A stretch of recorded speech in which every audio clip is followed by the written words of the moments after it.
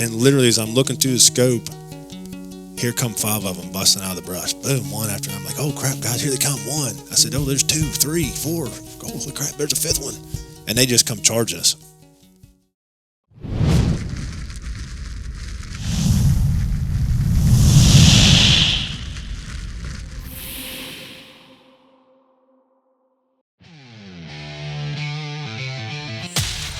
Welcome to the Alpha Outside Podcast, where the dark ain't the end of the day, it's just the beginning. Around here, we dive into the gear, the strategies, and the real stories from the field. No fluff, no hype, just straight talk from folks who live it. Brought to you by Alpha Outside.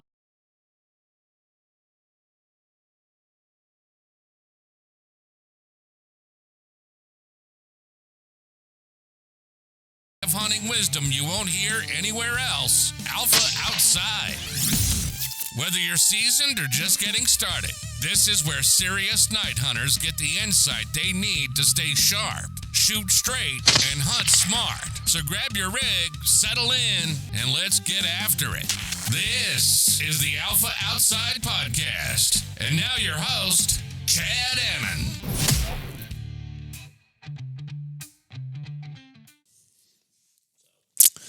Yeah, we, as a group, I mean, we've gotten, I would say, more comfortable. I mean, when we started, we was all coming from our own, you know, him and Chase and Tristan and them knew each other. And then I just think from his past experiences, it was the easiest thing to do was just say, hey, if I'm not there, don't go, which is respectful. But at the same time, like I've told him, you have gotten permission from the landowner, not me. The group doesn't have permission. Pat Kelly's got permission, or Derek Spears got permission. I would hate for us to go in there and you not be there, and the guy, you know, the landowner show up and say, "Hey, who are you?" Oh, well, you know, so and so said I could come. Well, I know a couple farms that we've tried getting access to that they said no on because they had too much of that happening. Just because, you know, one boy in a group has it, or one individual in a group has it, doesn't mean the group itself has it to go whenever they please. If that farm is the one I'm thinking you're talking about too, it's a freaking bombshell. We got farms all around it, and it's like they know where to be because every time they're over there howling, and you can't get to them. Yeah. So we got to figure that one out next. Tell them the story about the final. Okay. So to talk about, so we were a little I wouldn't say we misunderstood a little bit on the parameters or the rules of the games. Yeah, the tiebreaker. We were thinking that it was whichever team checked in the first dog of the night, that was the overall tiebreaker at the end of the night. So when we shot the first one and checked the first one in, we was all night. We was like, oh man, we're good. Just keep going along, keep chugging, keep knocking them out. Yeah, we shot that dog and he blew his hand out, probably running up, grab that dog, get a video. That was another one. That was uphill all the way. Yeah, that's 250 yards straight up. And by the time I got there, my rear end, my hips, my calves, my hamstrings felt like they was getting ready to explode. And then it's like you turn around and you're like, oh crap. Hey, that walk from the truck to the field's almost a mile where we hunt. You got to walk it till you can't get in there, but that's one he won't let you take a vehicle in. So. Mm-hmm. And it was just like, so we hurried up and ran up there and got it and got back and got it checked in there. And that was our 3-legged female that we killed. But then, so we get to that last stand. Thought it was the last stand. Well, it was the stand was in that area. And we're calling and we hear them answer down the road from us. Well, they could see them. Like, hey, there's 2 of them down there behind the barn. I was like, well, what are we waiting on? Like, let's go. Like, we ain't got time to sit here and circle jerk. Let's get down the road. So we loaded everything back up, jumped back in the truck, drove down the road, pulled off there at the house. And there was a big barn between us and them. I was like, I cut the lights off the truck driving down the road, came in as stealthy as possible. Of course, my truck's got dual exhaust on it, so they probably heard us the whole way. You know, with an exhaust leak at that. So everybody knows it's a Dodge then, right? So I pull in, I cut the lights off in the cab, and told everybody just leave the doors open, don't even shut doors, and that way you're not making any noise. I said we'll get everything out right here, and we'll creep right around the barn here, 50 yards, and see if they're there. So we walk around the barn, get in the cattle lot, and I'm like, Pat, turn the call on. Like, get the call on. He's like, I'm trying. Malfunction. I'm like, they're leaving. I said, we have to shoot this bottom dog. So he's like, as soon as he gets the call turned on, he's like, shoot it. I'm like, 3 count, boom, boom, boom. 3 of us shoot it, and it falls right there. Well, we look at the clock, and it's like, we got 15 minutes. He's like, someone go get it. I was like, I know them guys ain't going to get there with their short legs. I'm 6'6" here. I got to go. So without a hesitation, throw everything on safe. I literally prison break jumped the fence, the gate. Didn't realize how many cows was in the cattle corral where I was at, and I'm running through a freaking herd of cattle, rolling my ankles in these big potholes in their hoof prints. And I get to the other side, not thinking I'm in the middle of the cattle pen. Now I got to jump the other fence on the other side. So I'm like trying to find somewhere to get over this electric fence before I get zapped. I had to stand on that barrel and jump.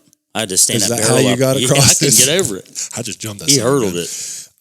Got to a corner post and about messed up there to begin with, because when I went over it backwards. I jumped up and kind of tried to turn myself over backwards. Well, my pants got hung up on the post, and I about flipped straight back, 5 feet straight on my back. Well, I caught myself and got my legs thrown over, and it was so dark still I couldn't see.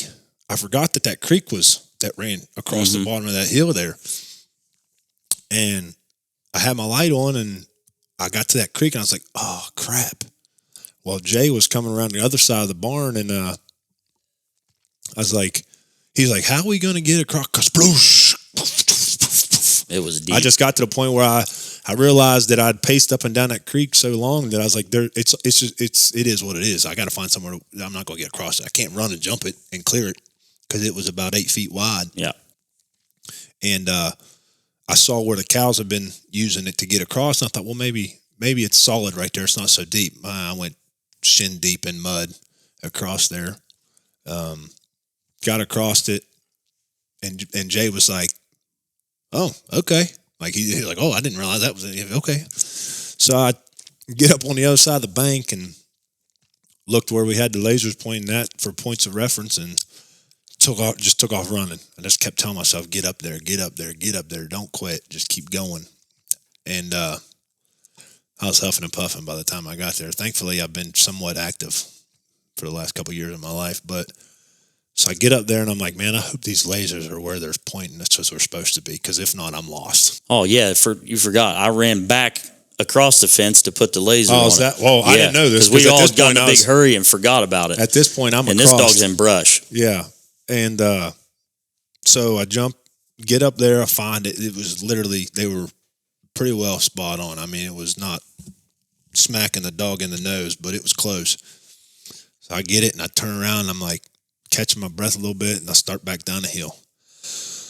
When I get back to the bottom, before I cross the creek, they're all standing there to turn on the other side of the bank, and they're like, how you going to get back over here? And before they could finish, I said, watch this.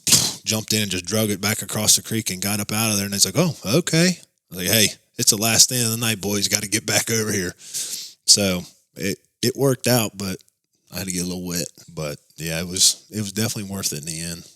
Any really good stands, like just in real, or? Got our first triple. That was pretty cool. We've been trying, man, for forever. And it was like we would call a triple in, kill 2. Call a double in, kill 1. But then finally we got the triple. I think that a lot of that comes along with, though, hunting together more. Yeah, I think so too. I mean, the more you hunt together, we've gotten better at, the countdown really screws us up, honestly. Like we're a lot better at woofing them stop, and then boom. Yeah, we can all 4 shoot at the same time on a woof, and Woof and you stop. can almost just hear one gunshot. Yeah. When we count down, it's like people, they don't know what comes after 3. You know, and then you get guys that shoot on 3, guys jumping the shoot trigger. on 2, guys shoot early or late. Then sometimes it works out though. But we've had our best success on timing, shooting on timing based off of just woofing them stopped and woof boom, boom. I said it's obviously communication's everything in the middle in that kind of a stand because it gets real exciting and you lose focus on what the actual you're doing. So communicating while you're in that process is key, but that's where we've seen our most success at being successful at knocking down more than one in a stand. I'd say another thing that I've learned. I've been doing it for way before I met these guys. It was one of those deals that, like Pat said, he couldn't find nobody to go with him, and it's. I mean, not seriously, anyways. Yeah, I mean, it's fun to do, but it's one of those things. It's also a lot more fun to do with a little extreme with it. Yeah, someone else that enjoys it. To keep you going and driving. But I mean, I was doing it years and years and years before I met these guys with just red lights or even night vision stuff. And these guys really the ones turned me on to thermals, but I was too cheap back then to do it. And then you get a guy that likes to spend your money. So then you're like, okay, that's our problem. We like to spend each other's money. We talk each other into buying a lot of stuff for each other than we actually talk ourselves into buying. So we're really, me, Jay, and Pat are really bad about that for each other. Like we spend each other's money a lot, telling each other, you won't buy it. Okay, watch me. And then they buy it. But we had a set that, staying persistent with, there's dogs in the area. Just because you go that one particular time or 2 particular times and you don't have any success doesn't mean they're not there. I mean, we got a spot that I want to say it wasn't an Alpha Games. It was just another tournament. I think he was working when he was working out of town, but me, Tristan, Joe, Loretta, and Jay Hilton was hunting this tournament, and it was a single night tournament, and it was we went back to this spot and we hadn't even gotten fully out of the truck yet, and they they just howled off, made, basically told on themselves where they's at. And we had never heard dogs in that spot, never called dogs in that spot, but we knew they was there because the landowner that we had access to had told us, I see him here all the time. So I was like, we ran up the road there, up the driveway, and got off in behind their little lean-to building and set the call out at 60. I'll never forget this stand for as long as I'm doing this because it's the first time I've ever done it and had it happen. 63 yards we had the call set in that, and I hit a house sound, had an answer house sound, and then it was Love Hurts pair howl, and then I shut it off. Well, they never answered. I was like, man, I know them sons and guns are up there. Like they just howled off, and literally as I'm looking through the scope, here come 5 of them busting out of the brush. Boom, one after another. I'm like, oh crap, guys, here they come. 1. I said, oh, there's 2, 3, 4. Holy crap, there's a 5th one. And they just come charging us. We'd never seen that spot in the daylight, so we didn't realize that it was a big ditch runoff, and it had multiple ditches in it. So they'd be coming and they'd disappear. They'd disappear. And I was like, man, where the heck? And I said, get ready, because as soon as they come up past these trees, they're going to be on us. Well, 4 of them come up over the bank there out of that ditch, and 3 of them, as soon as all 3 of them, the first one come up and kind of cut to our right, from left to right, and we was all 4 in a line there. So I was like, man, it's gonna be perfect. We're gonna knock these 4 down like boom. I woof them stop, and me and Tristan were talking through it, but Joe didn't hear us, so him and Tristan were on the same dog, and that's back to the point of being in communication with your guys during the stand, is because we should have knocked down at least 3 of them right there off of the first pow. And we ended up only killing 2 because Tristan and Joe shot the same dog. But just watching all 5 of them come run in I could see why we'd never had it happen. So it was a learning experience, but 2, it was a really cool experience. And back to the 63 yards with the call, we shot them right on top of the call. I mean, we let them get as close as we could before it was too late. And I said, hey, get ready. Woof. I've not seen 5. 4 is the most I've called in. Yeah. The 5th one Of course, I had to work. The 5th one stayed up top, didn't come in all the way.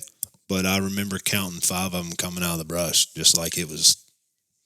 We're standing there kind of bum fuzzled because they didn't respond. And I compared a lot to turkey season.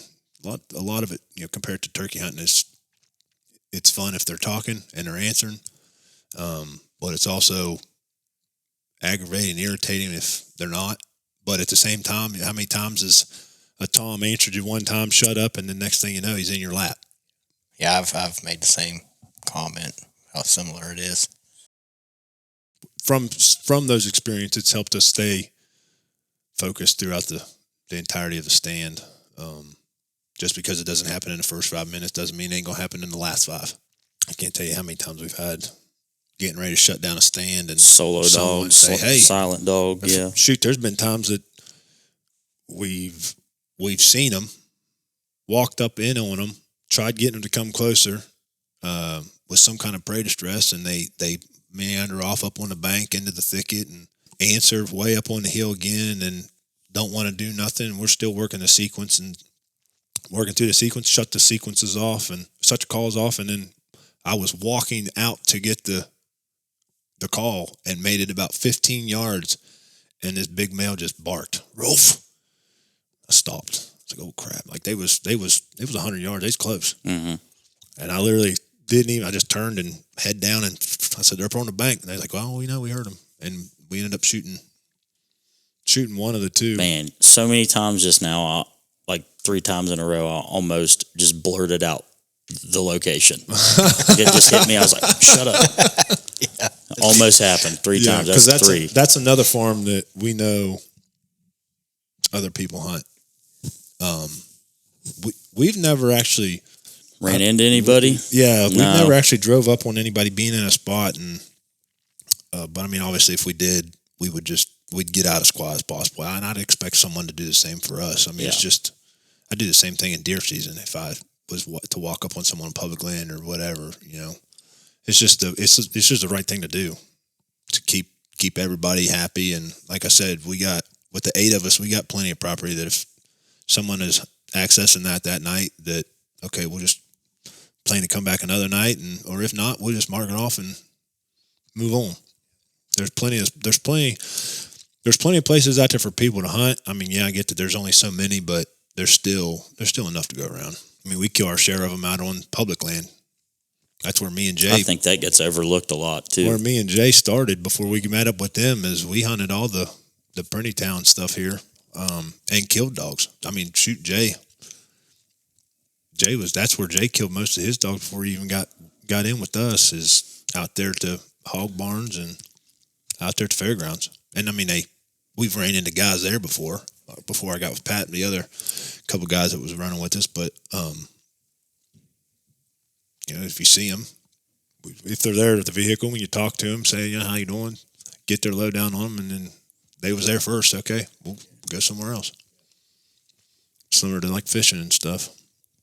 Oh man, that's something that I've had that happen more. Being a fishing hole up Shaver's Fork. Next thing you catch one, next thing you know, elbow to elbow with people.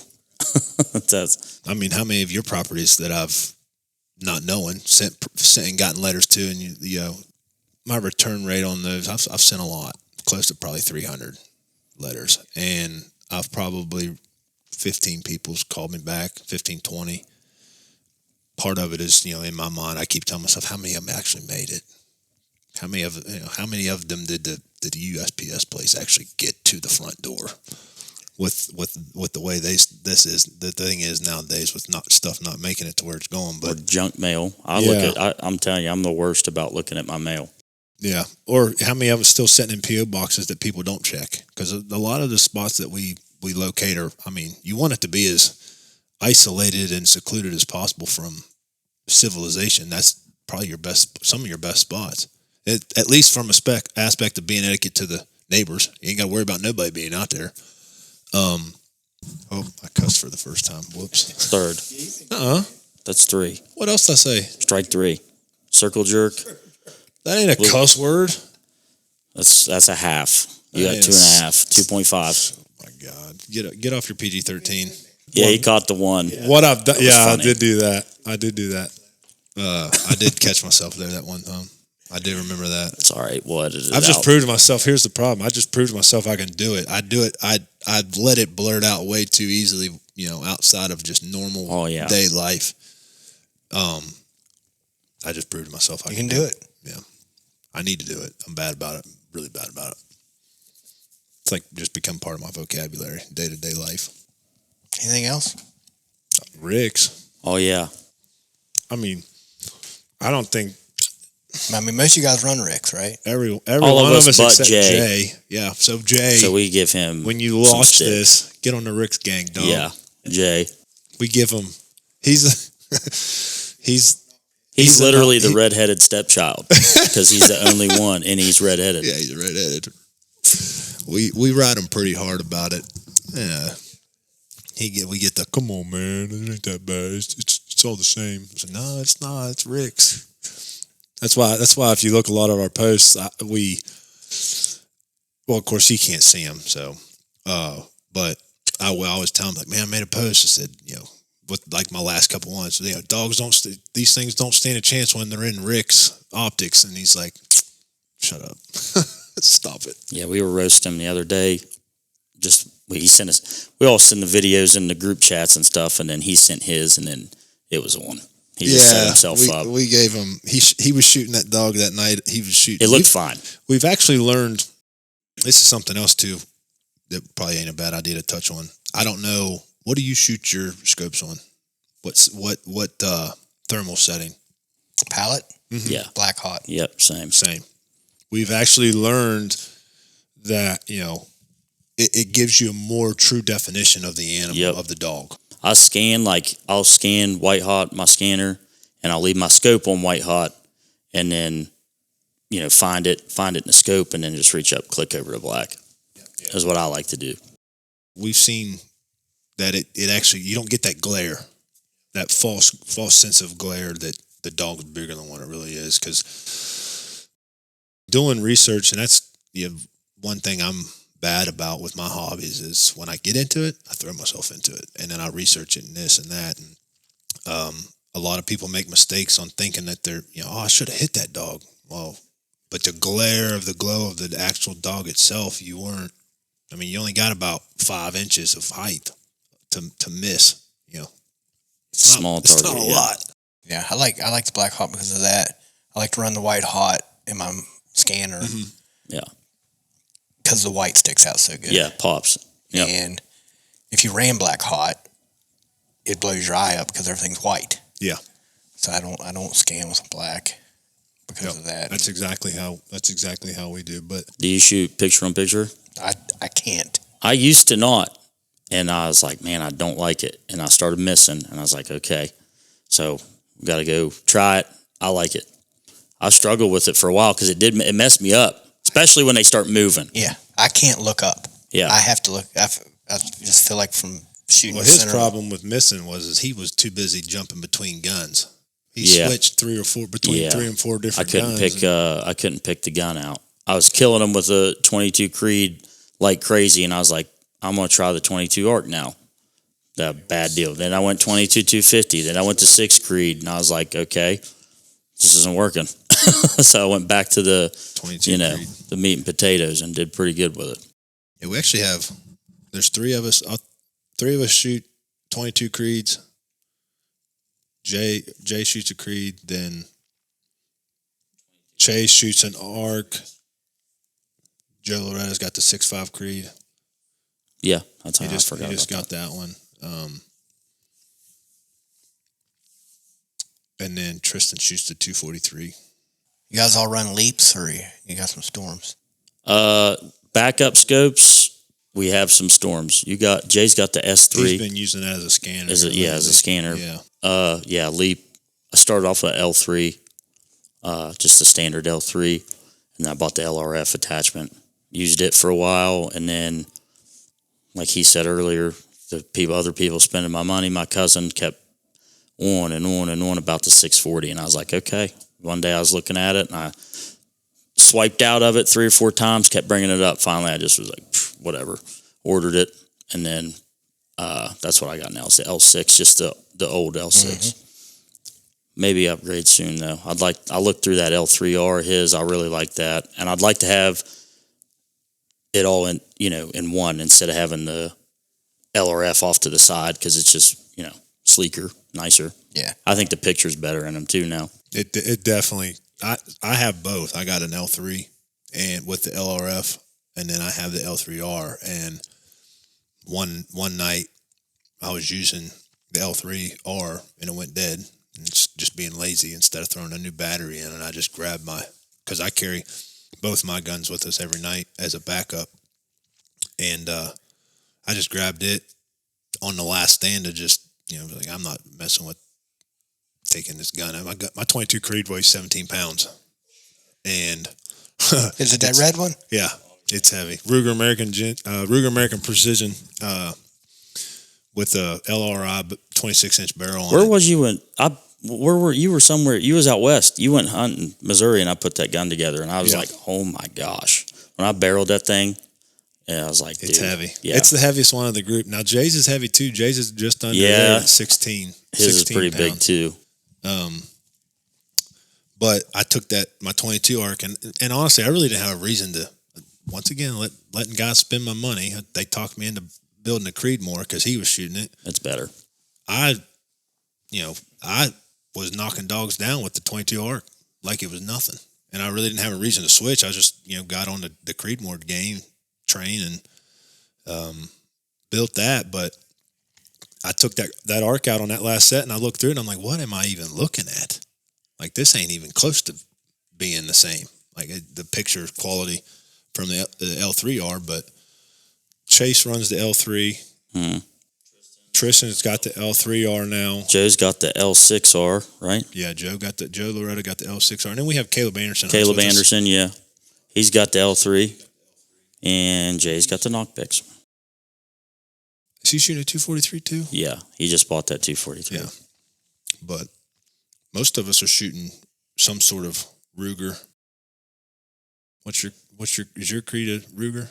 Yeah, it was a Gen 1 243 that I pulled the barrel off of and bought a Odin Works 22 Creed barrel for and rebarreled. So we have I got another one on the way too. Variety of. Yeah, you got that Douglas barrel coming, don't you? Yeah, going on a 110. It's addicting and expensive. This is by far the most expensive hobby I've ever had. Well, it's one of those things. And my favorite. It's one of those things that it's like you'll never quit spending money in it. It's like every year they come out with a new. Oh, yeah. I think that, speaking of that, I think you said it best with the whole people's question on should you get a 640 scope, or should your scanner be better quality than your scope? And being that your scanner is what you're looking through 98% of the time, then absolutely. I get two sides of that. I get that side, and then I also get, all it needs a heat signature. I'll go to my gun. I feel that way somewhat. I agree. I'm kind of in the middle with it, right? I see the point of, back to the whole, I use my L3R all the time, and I switched to L3. I can see the difference in just those two scopes, let alone, I run the K3, Pocket K3 is my scanner, and there'll be times that they're calling stuff out, and I'm like, I can't see it. Mm-hmm. I don't see it. Yeah. I mean, he uses a K3 too. Yeah.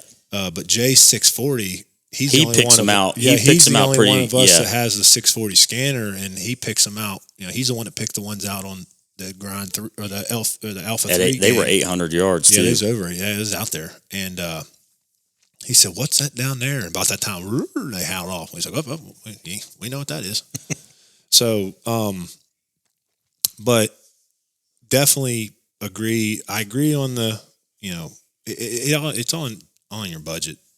Realistically, I mean, in my opinion, really, it's on what what your expectation is in the field. I mean, if you're expecting to go out there and see something way out there with the scanner, then yeah, you need to be. But if you're content with just seeing a blob at 600 yards and then getting in your scope and identifying, then by all means. But I mean, most of the places around here, anything more than a 640 is overkill. I mean, it ain't like where you're out west. You can see thousands. Yeah, but I'm going to have one.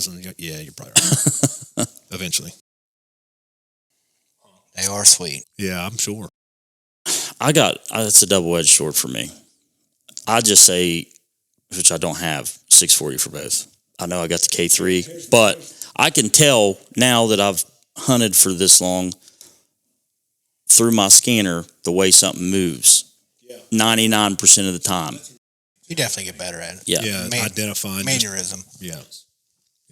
Just based off of how, I can't tell you how many times the head of a rabbit's gotten us excited. Like, what's that out there? Because, I mean, you look at a rabbit's head and that just over, if it's just sitting on top of a knoll and you can just see its head, you're like, that's a dog. I mean, the ears and everything almost replicate what a dog would look like coming up over the bank. Yeah, straightforward. About the time it starts hopping, we're like, it's a rabbit. Dang it, it's a rabbit. Lucky son of a gun. And then possums are another one. We see a lot of them, and we've gotten really good at, like you said, just picking up their mannerisms and how they move. Mm-hmm. But for a split second, it gets you excited when you see a heat signature that you're not expecting to be there. I've thought about that one a lot. The scanner thing we was talking about. I like the 640 scope and the K3 scanner set up right now just because that's what I got, and I can see really good detail in Black Hawk with 640 and L6. Maybe I just haven't. I'm not on the 640 game yet, so you'll get it.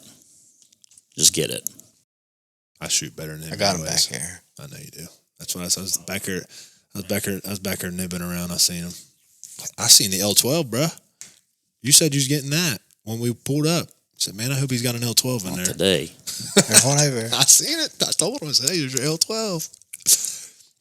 That's my preference too, is the optical zoom scopes over the digital zoom. I like that. Yeah. Mine's more so just a look preference. I like to look good. I like the way it looks more than how it performs. I mean, obviously it performs like it should as far as what you're getting, but I mean, I had the S3 that I got off of you, and I just didn't. It reminded me too much of my sight mark. I had a sight mark night vision, and it just, I don't know. Not that I didn't have any bad dealings with sight mark. I just, when I upgraded to that, it just made me think of it too much. And then when I prefer a bolt gun over an AR. Not many of us, I don't think any of us run an AR. I tried it. Doesn't work. I prefer a bolt gun. I mean, the AR makes it a lot easier to follow up shots, but I mean, Pray and spray. Yeah, that's the problem though. It's a mindset. And that's something else too that we've learned. I've learned a lot from the HHS boys off of YouTube. Jamie and Luke do really good at passing along information, teaching other hunters, and teaching them the way. Really, I mean, they pride themselves on being true outdoorsmen with their approach. But there's times that you get excited and you just start popping off shots left and right. But we've gotten, we've tried implementing the one shot after rule, just shooting at them one time. If you don't hit them, let them go, because your chances of coming back in and shooting them the next week, or even shoot. We have a couple spots that we've went back to back. Went that night, come back, shot one the night before, come back the next night, called that one right back in based off of what, if we killed the male, we'd come back in, hit male hound, call the female in, boom, kill female, or vice versa with the female and the male. You ever hit the same spot in one night? Yeah, we did that this year. Does it work for you? Yep. So we've got a spot, and this, believe it or not, we went 9 times in a row. Almost 9 weekends in a row. We went 10 weekends in a row, and out of 10 weekends, we killed 9. It's like they just keep reappearing up out of it. Like, out of the ground. The ghosts of the haunted ghosts of the ones from the week before, I swear to. And this last time we went up here, there was 3 of them in the field. Yeah. Was it me, Chase, and Joe Loretta? We was hunting, and everywhere we went that night was so foggy. You couldn't see anything. And we got up in there, set up, and I knew it was probably going to be foggy because it usually is.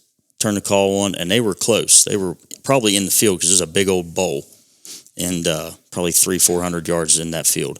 And I was worried that we would call them in and not be able to see them, so we got backed out, left, went hunting other places, and came double back the same night when the fog lifted. Went, set up, called them, and killed them. That right. Yeah, but I mean, I've never killed and then double back and killed again. Which I've heard of people doing that, but that was as close as, we've came to it anyways. But that was, I think making decisions sometimes like that might be where you get better. It's making the smart decisions. I think that's what we've gotten better at. And one thing we've learned too, but we've gotten a lot of success with is when they answer, if you can get to them, cut the distance, get to them. Yep. I've heard a lot of people talking and mentioning that, in their podcasts or in discussions, and we honestly just picked it up one night and tried it. He's like, "What do you want to do?" I don't know. What do you think? Well, let's give it a try. Let's go after him. Yeah, so it's just our game plan every time now. I think it's natural to want to stay in one spot, because you're safer and it's a good place. But they're just answering right there. But 100 yards makes a big difference. We actually had a during the grind 3, we screwed around on one stand. We made our game plan was 20 minutes max. No more than 20. In and out in 20. No longer on stand than 20 minutes. Well, we ended up spending 2 hours at this spot. Yeah. And we still had the long track back to get back down to Harrison County where we were planning on finishing because we got a lot of spots there. We knew we could just bounce, boom, boom, boom, boom, boom, catch a lot of spots in the last 2 hours. And we just had, they answered us. We'd move a little Couldn't closer. leave them. But they were just right there. And finally, we ended up pressing clear up. We was in there, right in their living room, right, like just the cusp of the hill into the bowl. We knew they was over there. That's where they was at, where they answered us, and got up on them. They shut up. They wouldn't answer. They didn't make a noise. And then we got them to, what did we hit? Some kind of 3-pack serenade sound, and they got them to answer us again. Well, there we was, hook, line, and sinker. Yeah, we should have left Stuck us an hour. Oh, like, dang, they're right there again. Like, there we was another 20 minutes. Yeah. Oh, and then before we realized it, we was there so long and looked back and was like, dang, we've tracked damn near 1,000 yards in here. We got a 15-minute walk out. So we ended up had to walk all the way back to the truck, 1,000 yards just to get back to the truck, and wasted that time. But cutting the distance and then staying adamant about your game plan on stand, time on stand. Yeah, we guys like to run. Man, we tried 30 minutes, but I think on the last tournament, what we do 20, give or take. Primarily, we like on fun hunt nights, we typically stay about an hour. Yeah. But that's also with a lot of sequence control is basically what I'm trying to say is like with, long pauses in between. Oh, yeah, breaking it up. Not just getting in there, blaring 4 or 5 sounds and getting out. But, we've learned that, or we've not learned, but we've, on fun night hunts, when we're not trying to get in, obviously everyone knows that tournament nights, the more ground you cover, the better, the more chances you give yourself to call them in, and the faster you can, the more spots you can cover, the more dogs you have an opportunity to kill. But on the fun night hunts, we usually hit anywhere from, depending on the time of year, anywhere from 7 to 10 spots. And obviously if we're there 20 minutes and don't hear nothing, then it's usually about a 30, 35 minute stand. But if they're answering, we work, we'll work dogs as long as we think that we can. Yeah. It's going to benefit us. We don't want to stay in there and continue talking to them and telling them, hey, let them figure out that it's not real. But at the same time, I know people that go out and just crank rabbit distress on 40 on the Fox Pro and just let it eat for 20 minutes. I mean, everybody knows that sound's not something that is natural. We try to sound as natural as possible. And it's a learning curve.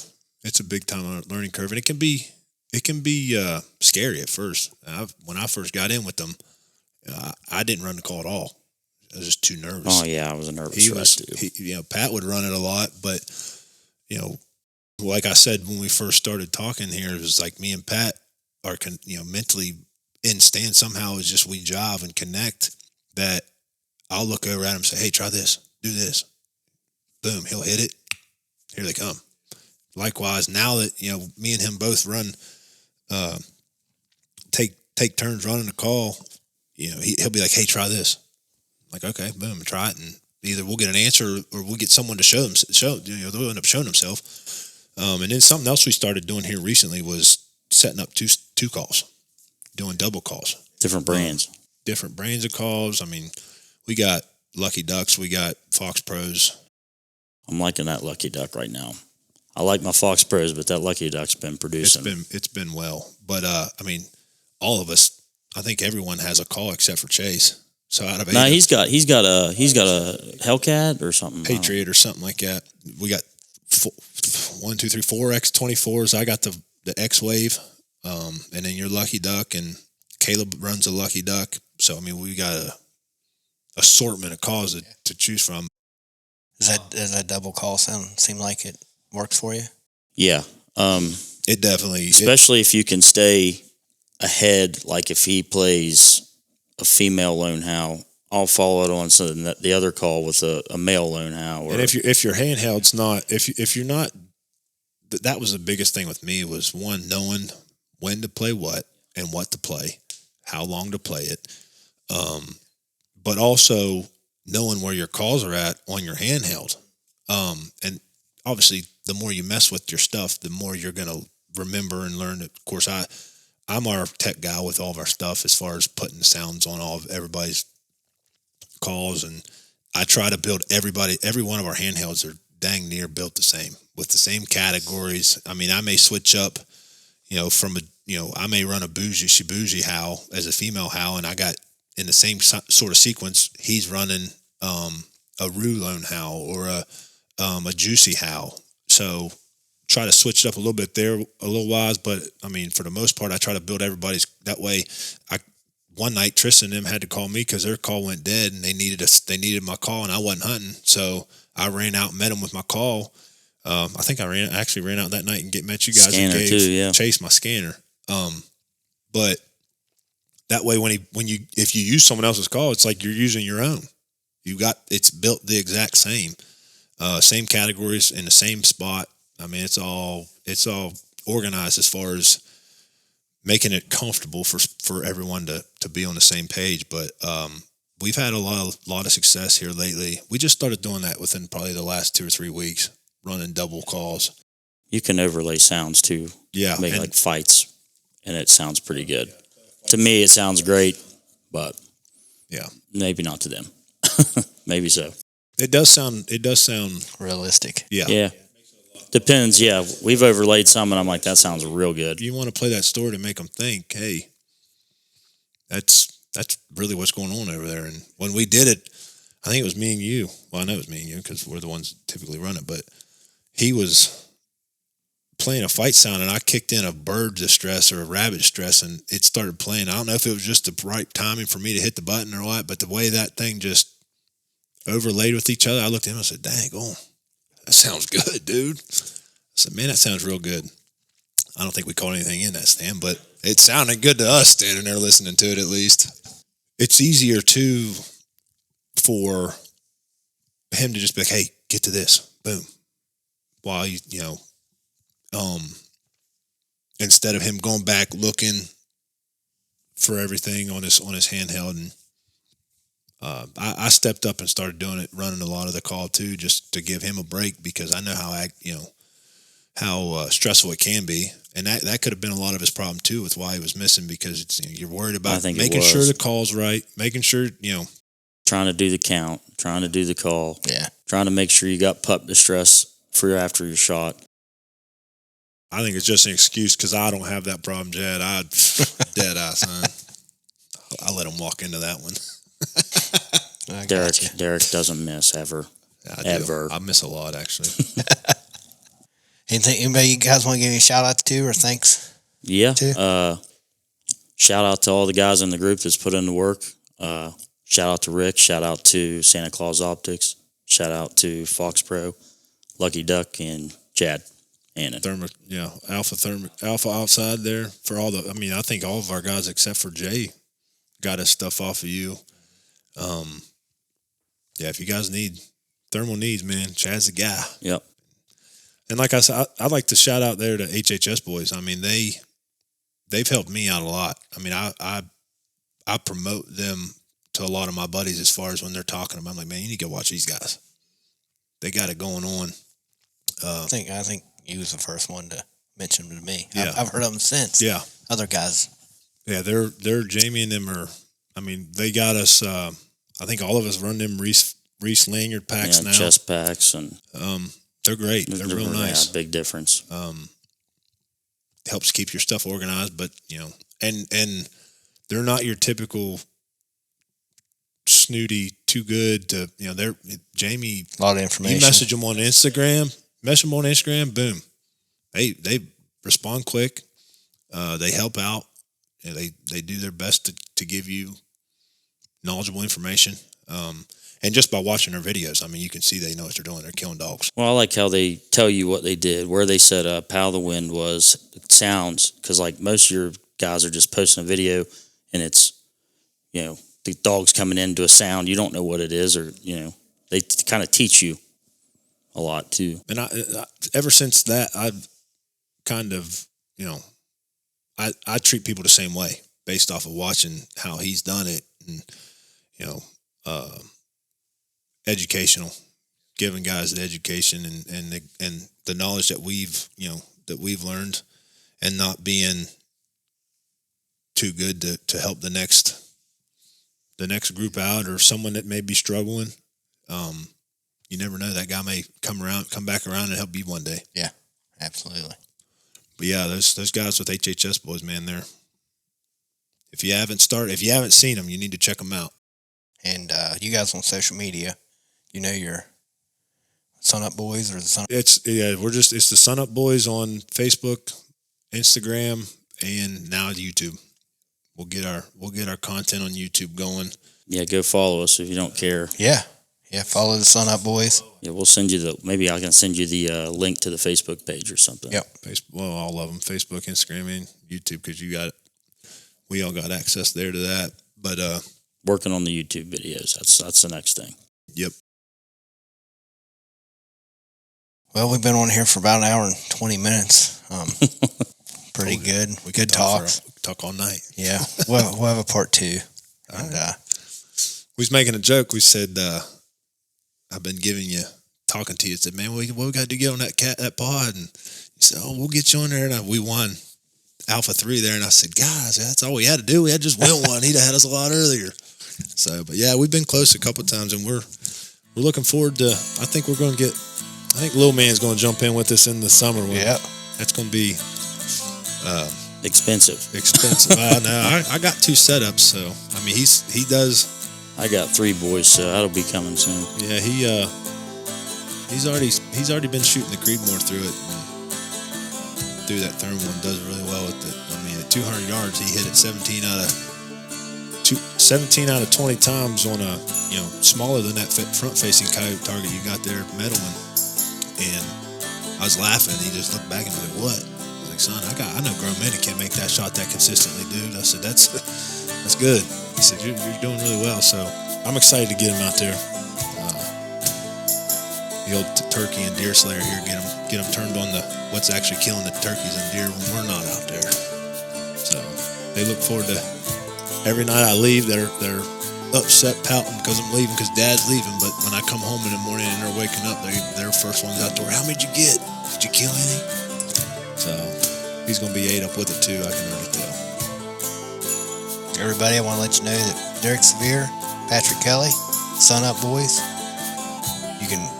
I'm sure you can reach out to them if you We'll answer any questions that Absolutely. you guys may have. And We'll do our best to pass on our wisdom, and if we can't help you, we'll find somebody. We'll do our best to try and help you find somebody that can. thank everybody for watching. Episode 7 of the Alpha Outside Podcast. I'm Chad Annan, owner of Alpha Outside. If you guys need any thermals or anything, get a hold of me. Until next time, thanks for watching.